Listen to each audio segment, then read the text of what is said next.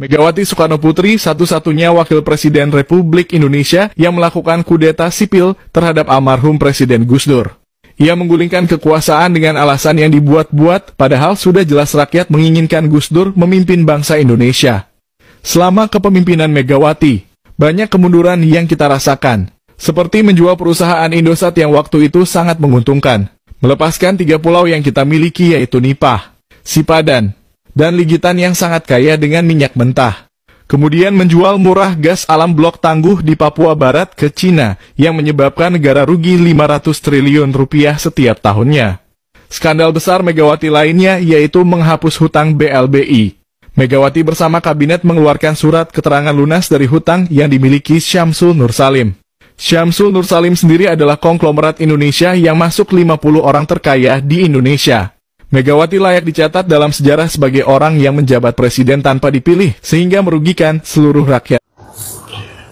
Wow, seru nih netizen. Jadi ini pertarungan, saya melihat tadinya Jokowi vs Megawati, berubah loh menjadi Megawati CS dan kawan-kawan melawan pemerintahan Prabowo dan Jokowi. Ya, jadi kalau Anda lihat ada gerakan gugatan ya seperti ini. Sudah ke 5 kalinya datang ke KPK untuk ke hari ini untuk meminta agar KPK kembali menelaah atau membuka laporan saya sebelumnya, yaitu tahun 2022 dan tahun 2024, karena tentang dugaan korupsi nepotisme dan tindak pidana pencucian uang yang dilakukan oleh Joko Widodo dan keluarganya. Saya mau katakan apa adanya. Kalau ada kekurangan, kita semua ada kekurangan. Semua pemimpin ada kekurangan. Jangan memfitnah, jangan menyerang. Kita semua punya kekurangan. Nah, saudara, kita masyarakat belajar coba memahami perseteruan Jokowi vs Megawati ini berlanjut, terus berkembang menjadi liar. Ya, akhirnya menjadi Megawati lawan pemerintah Prabowo. Ya, kita tahu saudara, Megawati PDIP lagi ketar-ketir, takut karena sebentar lagi akan ada yang dipanggil ke KPK, jangan-jangan Megawati dan elitnya. Ya, bisa jadi Pramono Anung, Puan Maharani, Ganjar, bahkan berkembang terus. Ya, jadi kita tidak heran kalau undang-undang perampasan aset tidak mau ditandatangani oleh PDIP. Ya, dan pernyataan Megawati bahwa kadernya bisa habis semua, ya, bisa habis semua, miskin semua, ya. Jadi kadang saya juga berpikir, ketika muncul isu pengalihan, ada gugatan ke KPK Pak Jokowi, ya. Saya ingin komentar buat kalian yang menggugat Pak Jokowi, karena kalian ini kan ya pengamat politik, ya kan, bahkan praktisi hukum. Saya mau tanya, kalau Anda yang tidak membawa bukti kepada KPK kemudian mau menggugat Pak Jokowi, ya, kemudian masyarakat berpikir kalian ini pasti suruhan Megawati. Kenapa? Karena yang sangat bermasalah dengan hukum adalah PDIP dan Megawati.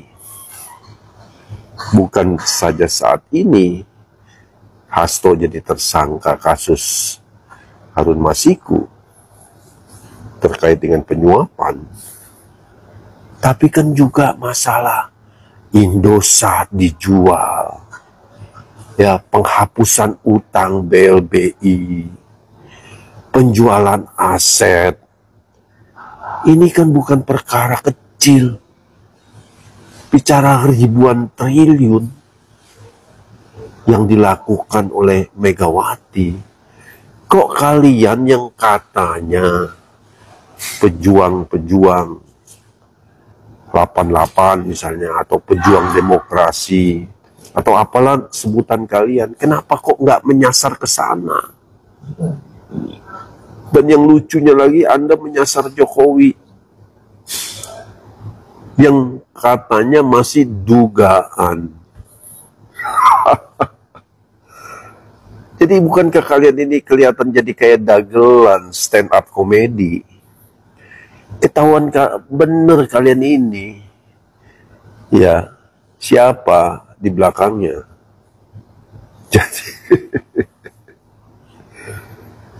ya, karena biarpun tidak terbukti, tapi kan kalau terjadi di BAP, misalnya dipanggil KPK atas laporan A, B, dan C, ini kan juga akhirnya akan menurunkan kredibilitas Bapak Jokowi di mata masyarakat.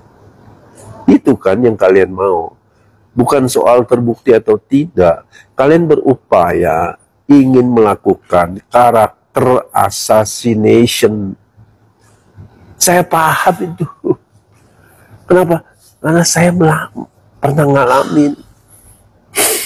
Ketika bisnis saya mau diambil alih oleh orang lain, ya, karena terjadi masalah kisru di dalam perusahaan, maka dibuatlah laporan LP, laporan polisi namanya. Belum terbukti dan belum di BAP. Buatlah laporan. Kemudian dari hasil laporan LP itu sudah dipublikasikan ke media.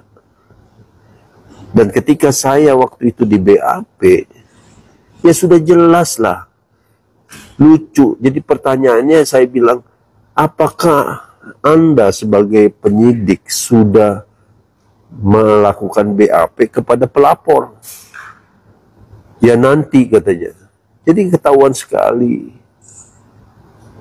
sekali tujuannya adalah karakter assassination agar aset saya bisa dibeli dengan murah ketika nama baik saya hancur. Gitu. Tapi kalian lupa. Ada pasal pencemaran nama baik, di mana akhirnya saya menggugat balik atas laporan itu, dan mereka yang melaporkannya, ya, harus mengganti kerugian material belasan miliar kepada saya, dan itulah yang terjadi. Jadi kalau kalian mau melapor ke KPK, mau melapor macam-macam, saya ingatkan kalian, hati-hati, ada pasal pencemaran nama baik. Kalau dulu Pak Jokowi, dia tidak akan melakukan laporan pencemaran nama baik karena dia sebagai presiden. Tapi sekarang dia adalah orang biasa. Bisa saja dia melaporkan kalian sebagai pencemaran nama baik. Apakah Anda siap dilaporkan? Itu aja yang kalian harus jawab. Jadi sudahlah, masyarakat sekarang kita sudah tahu ya, netizen, ini adalah perseteruan Jokowi versus Megawati yang berkembang menjadi Megawati versus pemerintahan Prabowo dan Jokowi. Sekarang pertanyaan saya, kita bertanya semuanya, kira-kira siapa yang menang ya? Kira-kira siapa yang menang ya? Ya, rekam jejak sudah ada, bukti sudah ada, pernyataan Gus Dur tentang Megawati siapa sudah ada, ya kan? Kerugian negara sudah jelas, Sudah jelas toh, Indosat dijual rugi, penghapusan hutang, berapa banyak dana yang masuk ke Megawati. Kenapa kalian tidak melaporkannya? Kenapa bahkan melaporkan tentang Jokowi yang bahkan nggak punya bukti-bukti? Begitu, ya, gitu. Kami ini, ya, pendukung Pak Jokowi siap. Kalau kalian buzzer, berani-beranian, saya lebih dari siap untuk menghadapi kalian. Ya, oke, God bless you all.